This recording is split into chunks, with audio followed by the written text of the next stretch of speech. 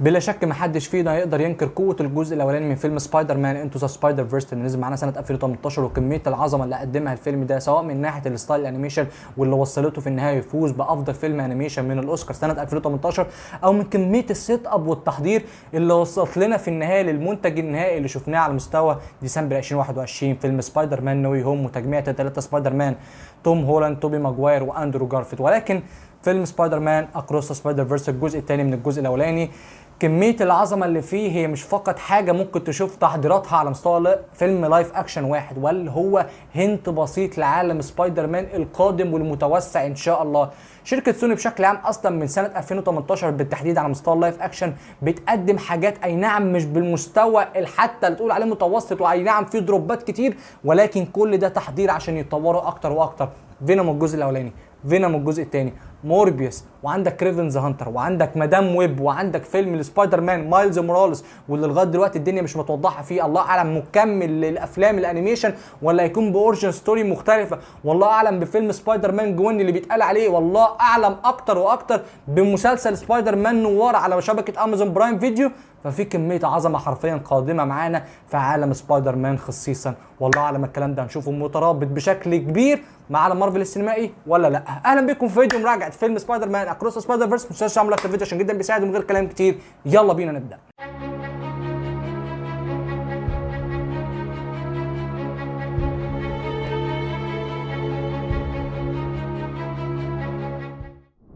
لو هنبتدي على طول على غرار تسلسل احداث الفيلم وحكايه قصه سبايدر جوين معانا سواء على غرار الماضي او على غرار الحاضر. غرار الماضي او ما بين قوسين ما قبل مايلز موراليس او ما قبل احداث قصه انتو ذا سبايدر فيرس الجزء الاولاني، ما قبل مايلز موراليس ازاي كانت حياه جوين ستيسي عامله معانا وحكايتها مع بيتر باركر بتاعها اللي شفناها بقى على مستوى احداث بسيطه ودقائق بسيطه اللي من خلال تحصل جوين ستيسي على قوه سبايدر مان في العالم والارض بتاعتها، وده اللي حرم بيتر باركر بالتبعيه ان هو يحصل على القوه اللي من المفترض يحصل عليها على غرار اغلب الاكوان الموازيه ان هو يكون سبايدر مان الارض بتاعته، ولكن ده ما حرملوش ان هو يكون ليه نصيب من العالم ده عشان يقدر يجمع الحمض النووي بتاع سبايدر مان عشان يتحول بشكل غير مرغوب لشكل ليزرد على غرار الفيلم الاولاني من سلسله ذا اميزنج سبايدر مان سنه 2012. وفي مشهد قتاله مع جوين ستيسي ومشهد موته كان في قمه الروعه بالنسبه لي، فكره ان انت بتربط موته بموت اصلا جوين ستيسي على مستوى اللايف اكشن.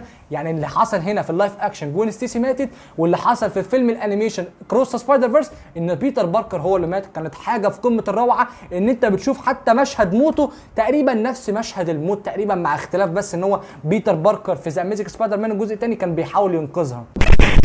واكتر حاجه عجبتني في المشهد ده ان ابوها كابتن ستيسي بيحاول يطارد سبايدر جوين، معتقد ان هو هيجيب كده القصاص لبيتر باركر عشان بيتر باركر هو حبيب بنته، ولكن ما يعرفش ان بنته هي في الاول وفي الاخر اصلا هي سبايدر جوين. فكان مشهد رائع جدا، او تسلسل احداث المشهد ان انت بتشوف ابوها بيحاول يراضيها ولكن ما يعرفش في نفس الوقت ان اللي بيطارده ده هي بنته اصلا من الاساس، واللي بيخلينا على طول نمشي في احداث الفيلم تباعا ومن دخول فولتشر من احد الاكوان الموازيه، ومن دخول فولتشر معانا من احد الاكوان الموازيه بيخش معانا بالتبعيه اللي بيحاول يقبض عليه سبايدر مان 2099 وسبايدر وومن كمان. من خلال دخولهم واللي بنكتشف ان اصلا في حاجه اسمها زي ما يكون نادي العناكب عبر الاكوان الموازيه، من خلاله بتتجمع النسخ دي كلها هناك، واللي من خلاله بنعرف وبنسال تساؤل مهم قبل ما نكمل الكلام اللي من تسلسل احداث الفيلم. هل لكل شخصيه مجموعه بتديرها وبتحاول تمشيهم في نفس المصير عشان يوصلوا في الاخر ان هم يوصلوا لنفس الشخصيه؟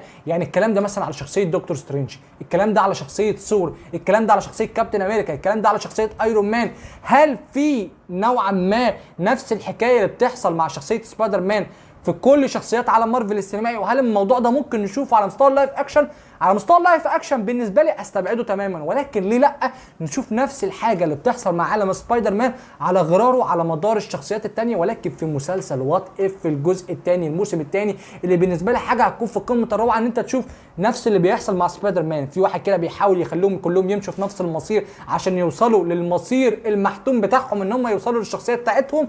ايا كانت الشدائد والمصاعب اللي بيمروا من خلالها، ولكن يتاكد ان هم يوصلوا لنفس المصير. هل الموضوع ده بيحصل في بقيه الشخصيات عالم مارفل السينمائي؟ اتمنى يكون بيحصل، ولكن على مستوى الانيميشن لان على مستوى اللايف اكشن اعتقد صعب ومستحيل جدا ان احنا نشوفها. ولكن نرجع لقصتنا مره اخرى.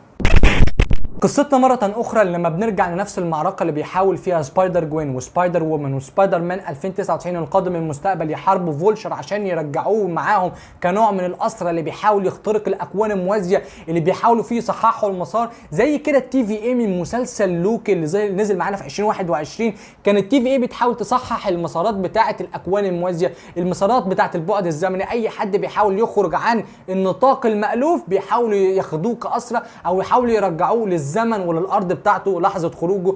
خروجه والانشقاق اللي بيحصل فيه. ولكن احلى حاجه في المشهد ده بالنسبه لي او من سلسله الاحداث بتاعت المشهد دي كلها لما بنوصل في الاخر ان الثلاث عناكب بينقذوا الناس لما كان فوتشر بيحاول يهاجم الناس في المدينه. بتوصل في الاخر ان كابتن ستيسي والد جوين ستيسي او والد سبايدر جوين وهو ما يعرفش هويه بنته بيقبض عليها عشان طبعا معتقد ان هو بيجيب القصاص لبنته ان هيخلي في الاخر يرضي بنته، ولكن ما يعرفش هويه بنته اللي هي اصلا سبايدر جوين. نفس المشهد على طول ذا اميزنج سبايدر مان الجزء الاولاني، ولكن طبعا باختلاف قمه الدراما والعاطفه. ساعتها كابتن ستيسي في الجزء الاولاني كان بيحاول يقبض على حبيب بنته، وده كان بالنسبه له حاجه مش بحجم التاثير ان كابتن ستيسي ذات نفسه، لكن في الفيلم الانيميشن بيحاول يقبض على بنته واللي بيكتشف في الاخر انها سبايدر جوين. وكان مشهد تصادم رائع واللي في الاخر اودى بينا ان سبايدر جوين تسيب الارض بتاعتها وتروح مع العناكب الثانيه عبر الاكوان الموازيه، واللي من خلاله على طول نخش في احداث الفيلم الرئيسيه وقصه مايلز موراليس وتطورها عن احداث الجزء الاولاني، واللي من خلال جمله بسيطه مختصره نقدر نختصر فيها الجزء الاولاني والجزء الثاني. ان الجزء الاولاني مايلز موراليس احتاج والده بعد فقدان عمه، الجزء الثاني مايلز موراليس محتاج امه في احتمال وحاجه ما توقعه على عكس المعلوم ان هو يفقد والده. وده اللي شفناه على مدار احداث الفيلم قبل ما نعرف ان اصلا مايلز موراليس متوقع ومن المفترض ومحتوم يفقد والده، عشان ده الاحداث بتاعت الكانون ايفنت اللي هنوصل لها في الكلام ان شاء الله على مدار حديثنا في الفيديو ده. مايلز موراليس وتعامله مع والده ووالدته واللي نوعا ما تعامله غريب، ان هو كنوع مش مقرب ليهم على غرار الاحداث الجزء الاولاني. طبعا بعد ما هويته بقى سبايدر مان وتقبل هويته وبقى يحارب الاشرار في المدينه والخ اللي احنا عارفينه ده، ودخول شرير الفيلم الرئيسي شرير الفيلم سبوت، واللي كان دخول وهزلي ضعيف مضحك حرفيا مفيش نوع من الهيبه ان يكون ده الشرير المكمل معانا لاحداث الفيلم الرئيسيه وان هو يكون الشرير الخطر. ولكن ما نعرفش وحدش فينا كان يعرف او يتخيل ان شخصيه سبوت الهزليه دي هتتطور معانا على احداث الفيلم، واللي نعرف قصتها من خلال حكايته لينا ان هو كان احد العلماء من الجزء الاولاني اللي كانوا مع كينج مان بيحاول يصنعوا آلة للتنقل عبر الاكوان الموازيه، واللي ساعه الانفجار ساعتها جسمه اتحول تماما اللي يخليه يتنقل عبر الاماكن الانيه، يعني هو يقدر يتنقل من هنا لهنا لهنا، ولكن من خلال تطور قوته قدر ان هو يتنقل عبر الاكوان الموازيه في حاجه غير متوقعه تماما ويكون يسبب خطر كبير للمالتيفيرس. ولما ابتدت حكايه قصه الفيلم تثير الانتباه اكتر واكتر عبر تنقل سبوت عبر الاكوان الموازيه او المالتيفيرس بالتحديد زي ما احنا بنحب نسميه، اكتر 2 كاميو بالنسبه لي اللي هم كانوا في قمه الروعه وقمه المفاجاه وقمه اصلا ان انت متخيل ان هو بيتنقل لللايف اكشن لعالم فينوم بتاع توم هاردي، للست بتاعت السوبر ماركت اللي بتشوفها بشكل متكرر في افلام فينوم سواء الجزء الاول او الجزء الثاني، وبيتنقل لعالم ليجو سبايدر مان اللي من خلال طبعا العالم ده كله ليجو متخيل يعني انت عارف يعني وشفت الفيلم زي ما انت عارف ومتاكد. فحاجه ان انت بتشوف ان سبوت ده قوته بتتطور وبتبقى خطوره كبيره على شخصيات سبايدر مان عبر الاكوان الموازيه. وده طبعا اللي خلى سبايدر مان 2099 اللي جاي من المستقبل بالتبعيه يطلق حمله القضاء او القبض على سبوت اللي طبعا مسبب خطر كبير لشخصيه سبايدر مان عبر الاكوان الموازيه، واللي بيسبب خطر كبير في اكتمال القصه او اكتمال المصير المحتوم ان سبايدر مان لازم يكون بيتر باركر او لازم يمر بالصعائب والمشاهد اللي احنا عارفينها اوريدي. وتصاعدت المشكله اكتر واكتر لما كان مايلز موراليس بيحاول يساعد جوين ستيسي، بيحاولوا يساعدوا كمان سبايدر بانك، بيحاولوا يساعدوا سبايدر مان الهندي في احد الاكوان الموازيه، كان ساعتها سبايدر مان موجود في الهند بيحاولوا يقبضوا على سبوت. تصاعدت المشكله اكتر واكتر لما مايلز موراليس اوقف المصير المحتوم، وهنا ابتدت قصه ومشكله الفيلم حرفيا. مشكله الفيلم ان مايلز موراليس وقف المصير المحتوم لشخصيه سبايدر مان الهندي، ان ساعتها كان هو بيحب بنت معينه، انقذ ابوها في مشهد كان من المفترض ابوها يموت على غرار الاكوان الموازيه، على غرار المصير المحتوم، على غرار اختلاف شخصيه سبايدر مان عبر الاراضي المختلفه، لازم يمر بصعائب، لازم يمر بفقدان شخصيات مؤثره عليه، ولكن ده كله اوقفه مايلز موراليس. وهنا ابتدت المشكله لمايلز موراليس واللي اصلا اوريدي كانت موجوده، ولكن ابتدت المشكله ان يكون في مشاكل عبر المالتي فيرس من خلال مايلز موراليس نفسه. ومن هنا بقى يا صديقي بتبدا سلسله الكاميوز العظمه. انت عارف اوريدي عندك مايلز موراليس سبايدر مان، عندك جوين ستيسي سبايدر جوين، عندك ميجيل اوهيرا سبايدر مان 2099، عندك سبايدر وومن، عندك سبايدر بانك، عندك ليجو سبايدر مان اللي شفتهم على مدار احداث الفيلم لغايه دلوقتي، عندك سبايدر مان بيتر باركر، عندك شخصيات كتيره شفتها لغايه دلوقتي من سير احداث الفيلم على مدار 6 7 8 شخصيات. ولكن اللي جايين معايا دول حاجه في قمه الروعه ان انت تشوفهم من احداث الفيلم لما رحنا حرفيا لعش العناكب عبر الاكوان الموازيه. عد معايا يا صديقي من الشخصيات فقط الرئيسيه من اللي شفناهم لغايه دلوقتي او اللي ركزنا عليهم على مدار احداث الفيلم مرارا وتكرارا. عد معايا يا صديقي. عندك سبايدر مان ابو قناع بالكيس اللي تبع شخصيات الفانتاستيك فور او من ضمن فريق الفانتاستيك فور، عندك سبايدر مان بلاي ستيشن 5 من ضمن سبايدر مان الجيمنج، عندك شخصيه ليدي سبايدر، عندك شخصيه سكارلت سبايدر، عندك شخصيه سبايدر بيت واللي دي هنستخدمها قدام على مدار استخدامنا في احداث الفيلم، عندك شخصيه سبايدر كاب شخصيه سبايدر مان اللي قدر يحقق العداله في العالم بتاعه عن طريق ان هو يكون شرطي ويكون سبايدر مان في نفس الوقت، عندك سبايدر فينوم اللي قدر يتحكم في السيمبيوت وقدر يكون سبايدر مان فينوم في نفس الوقت، عندك سبايدر ارمورد، عندك سوبرير سبايدر مان، عندك ايرون سبايدر، عندك سبايدر كات واللي بالتاكيد مش محتاج اوضح ان هو سبايدر مان ولكن على شكل قطه، عندك سبايدر مان في الديناصور، عندك سبايدر وولف، عندك سبايدر هورس مع ظهور سبكتكلر سبايدر مان بتاع ام بي سي 3 وده اللي كان بالنسبه لي اكتر كاميو في الجون.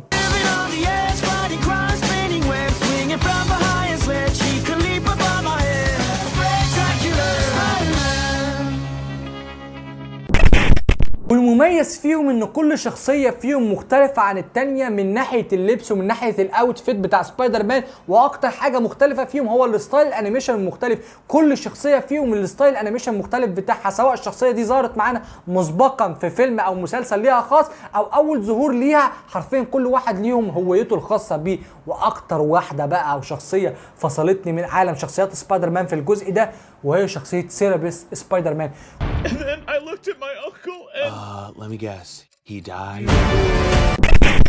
كلنا عارفين ان بيتر باركر زي ما قلنا في المصير المحتوم او الكانون ايفنت لازم يفقد ناس كتيره، ولكن فكره ان انت تحول الموضوع ده من مشهد درامي او حته دراميه رهيبه تحولها لجوك ونكته، بالنسبه لي استخدامها كان في قمه الروعه وحرفيا مش كرنج اطلاقا لانها دخلت معانا في وسط احداث الفيلم لما كانت جت، ولكن بالنسبه لي نكته في الجون جدا من اصلا من لما شفتها من ساعه التريلر الاولاني. وطبعا معانا كان اوريدي ظهر معانا شخصيه عم مايلز موراليس ولكن على مستوى عالم سبايدر مان توم هولاند اللي ظهر معانا اوريدي في سبايدر مان هوم كامينج اللي شفناها على سنه 2017، ظهر معانا في كاميو بسيط على مدار الثواني اللي ظهر فيها، واللي يقول لك بمنتهى الاختصار والبساطه كل شخصيات سبايدر مان، كل عوالم سبايدر مان، كل افلام سبايدر مان من توبي ماجواير لاندرو جارفيلد لتوم هولاند ودلوقتي مايلز موراليس، ومتوقع شخصيات كتيره تحصل لفرعيات عالم سبايدر مان، كله ملتصق ومتصل حرفيا وبيكملوا بعض. ودي حاجه بالنسبه لي اللي هو ايه، انت ما يغركش ان كل واحده فيهم ريبوت عن التاني، لا كلهم حرفيا مربوطين ببعض، ودي حاجه حرفيا توريك قد ايه ان انت محتاج تستمتع بكل الاجزاء، ما فيش اجزاء كده ملهاش لازمه اطلاقا، لا كله بيخدم على كله.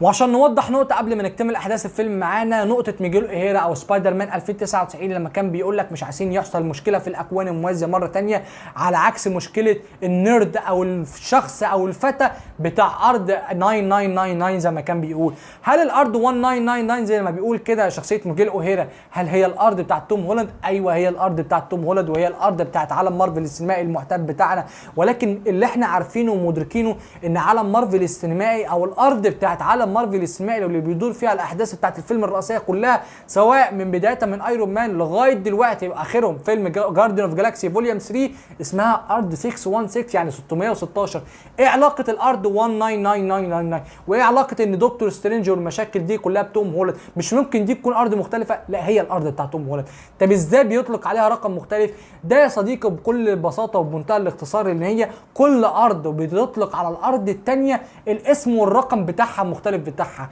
يعني لو هربط لك الموضوع ولا انه خارج دي سي، لو انه خارج مارفل وعالم سوني بالتحديد، ولكن في دي سي وهو نفس النقطه تقريبا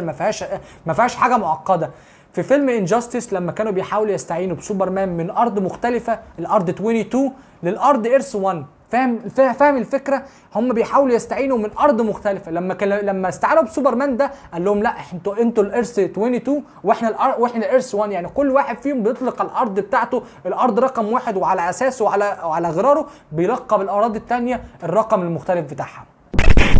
نخش بقى في النقطة الأهم، وهي نقطة الكانون ايفنت وشخصيات سبايدر مان اللي لازم تمر بالمصير المحتوم عشان تتطور شخصيتها على مدار أحداث الفيلم، على مدار حياتها كلها. سبايدر مان ولازم يمر بصعائب شديدة عشان يتطور شخصيته أو تكون شخصيته في النهاية كسبايدر مان. سبايدر مان عبر الأكوان الموازية المختلفة لازم يمر بنفس المصير أيا كانت الشخصية، سواء شخصية سبايدر وومن، سبايدر جوين، سبايدر بانك، كل الشخصيات كلها لازم تمر بنفس المصير المحتوم عشان تفقد أحبائها في طريق تطور شخصيتها عشان تكون المنقذ بتاعت المدينة أو الأرض بتاعتها زي ما بنقول وزي ما احنا عارفين. لأن سبايدر مان توبي ماجواير فقد عمه وفقد صديقه في الجزء الثالث، سبايدر مان أندرو جارفيلد فقد عمه وفقد كابتن ستيسي في الجزء الأول، وفقد جوين ستيسي ذات نفسها في الجزء الثاني. فكده حاجة حرفيا مصير محتوم لشخصية سبايدر مان. أي نعم العائق بتاع دلوقتي بتاع عالم مارفل السينمائي توم هولاند ما فقدش غير عمته وبس على مدار الجزء الثالث حرفيا، ودي كانت حاجة أخيرا يا أخي اعمل لي حاجة درامية، ولكن كل الاكوان الموازيه لازم تفقد شخص عزيز عليك عشان تتطور شخصيتك كسبايدر مان على مدار الاكوان الموازيه، ودي حاجه مايلز موراليس ذات نفسه لازم يمر بيها، وده اللي اصلا منعه عن شخصيه سبايدر مان الهندي، واللي بالتاكيد بتشكل مشكله كبيره عبر الاكوان الموازيه. ولكن سبايدر مان مايلز موراليس ذات نفسه هيمر بنفس المصير المحتوم، ان ابوه هيتطور في عمله وهيكون كابتن للبوليس، ده نفس المصير اللي بيموت فيه كل كابتن للبوليس عبر الاكوان الموازيه المختلفة. فمايلز موراليس لازم يتقبل المصير بتاعه عشان ما يسببش مشكلة. وحكاية القصة والكانون ايفنت الحدث المشترك لشخصيات سبايدر مان عبر الاراضي المختلفة، ولازم يمر بنفس المصير، والا ده هيسبب مشكلة وخطر كبير على مستقبل الارض بتاعتهم. وده اللي حرفيا حصل لشخصية سبايدر مان 2099 لما حاول يعيش في ارض مختلفة. في الارض بتاعته دي سبايدر مان النسخة بتاعته او المشابهة ليه ماتت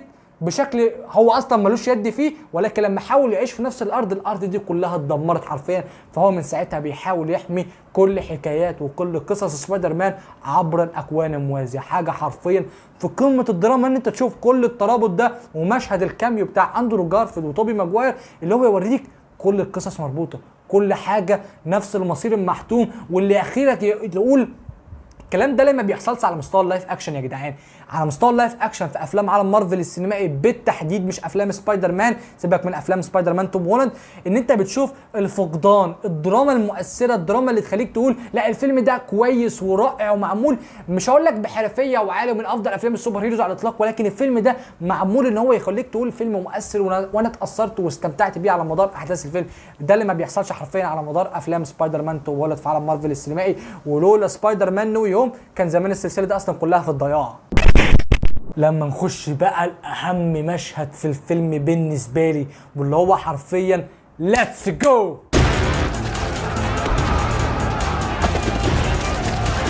Who do you think you are? Real idea what you're doing! Everyone keeps telling me how my story is supposed to go. Nah, I'm gonna do my own thing. مشهد المطاردة ده من اعظم المشاهد بالنسبه لي، واللي هو حرفيا بتشوف كل النسخ اللي انا ذكرتها لك مسبقا دي بتطارد سبايدر مان مايلز موراليس فينها من لحظات الكوميديا، من لحظات الخطر، من لحظات ان كلهم بيهاجموا تقريبا نفس الشخصيه بتاعتهم ولكن بشكل مختلف عبر الاكوان الموازيه عشان يمنعوه ان هو يرجع للارض بتاعته، عشان يمنع المصير المحتوم واللي من خلاله ممكن يسبب مشاكل كبيره عبر المالتي فيرس. واللي كان بالنسبه لي دخولهم كمان على المشهد او الشخصيه بتاعت سبايدر مان سيرابيس لما كان بيقول لك زي ما قلت لك وذكرتها لك مسبقا، اللي هو بيقول له ليت مي جيس هي داي، اللي هو ماي انكل. لا حرفيا دخولهم واللحظه دي كانت حرفيا في الجون، برغم انها ممكن تكون كوميديه ومش مقبوله، لكن بالنسبه لي على شخصيه سبايدر مان، على الفورمولا بتاعت عالم سبايدر مان من خلال المراهق البسيط ده اللي بنشوفه بنسخه المختلفه، لا لايقه جدا وحرفيا في الجون. نوصل بقى للارك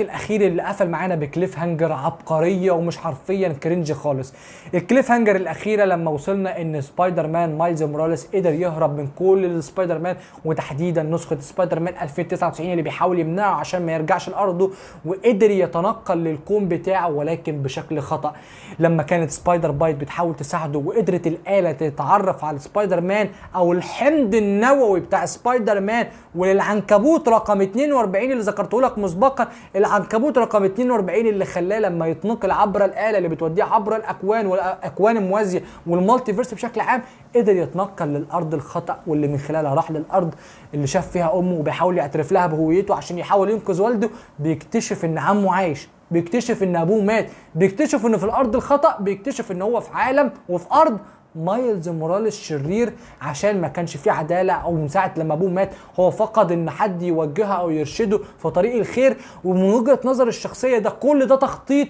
من شخصيه مايلز موراليس الشرير، ان هو اصلا يبعت العنكبوت ده عشان يعضه، تخيلا منه الخطه الكبيره ان سبايدر مان مايلز موراليس ده هيجيله اصلا وهو عايز يعيش مكانه. من وجهه نظري ده ممكن يكون الحبكه بتاعه الفيلم اللي هنشوفها على مدار الجزء الثالث بالتحديد، واللي على غرار الناحيه الثانيه من احداث الفيلم اللي كانت ماشيه معانا بالتوازي. راح سبايدر مان 2099 مع سبايدر وومن مع كتير من شخصيات سبايدر مان عشان يحاولوا يمنعوا مايلز موراليس، متوقعين ان هو اصلا وصل لنفس الارض، لكن هو ما وصلش لنفس الارض، هو راح لارض مختلفه، لان اصلا سبايدر مان مايلز موراليس هو اصلا ما كانش من المفترض يكون سبايدر مان زي ما سبايدر مان 2099 ميجيل اوهيرا وضح لنا معانا ان هو ما كانش من المفترض يكون سبايدر مان. كان من المفترض ان العالم بتاع مايلز موراليس يفضل بيتر باركر هو سبايدر مان، ولكن العضه دي جات بشكل مختلف، واللي من خلاله ادت على غرار الجزء الاولاني ان بيتر باركر يموت على عكس المتوقع وعلى عكس المرغوب من الارض دي. فمن خلاله جوين ستيسي راحت تساعد مايلز موراليس، ولكن راحت للارض اكتشفت ان مايلز موراليس مش موجود اصلا في نفس الارض، واللي من خلاله راحت تجمع الفريق القديم او الاولد تيم بتاع الجزء الاولاني سبايدر مان نويار والجزء الجديد بتاع سبايدر بانك وسبايدر مان الهندي، وبتقفل القفله في قفله عبقريه، واللي من وجهه نظري هنشوف ملحمه في الجزء الثالث. انا بقولها لك في منتهى البدايه وفي نهايه الفيديو كده، هنشوف ملحمه في الجزء الثالث، ولكن تخيلاتي في الملحمه ايا كان بقى ابو مايلز موراليس ممكن يموت، وما اظن ممكن يموت غالبا، يعني انت مش على مستوى لايف اكشن، ممكن في الاخر يحصل مشهد كرنج ضعيف، ولكن حتى لو ما ماتش اعتقد هيكون في تضحيات بشكل مختلف. ولكن التساؤل هنا بالنسبه لي، هل قصه مايلز موراليس اللي شركه سوني هتقرر تعملها على مستوى اللايف اكشن هتكون مربوطه بعالم توم هولاند اللي اوريدي شفنا منها هنت بسيط في الجزء الاولاني هوم كامينج، ولا هتكون مكمله للثلاثيه بتاعت الانيميشن دي اللي هتنتهي معانا في الجزء الثالث؟ الله اعلم، بس انا اتمنى وبشده انها تكون مكمله لسلسله الانيميشن ويحصل مشكله نوعا ما في المالتيفيرس عشان يخش معانا مايلز موراليس، واتمنى يكون مختلف مش من الارض 616 عشان تكون قصته نوعا ما مختلفه. ايا كان ايه اللي هيحصل، انا مستثمر في عالم سبايدر مان يا جدعان،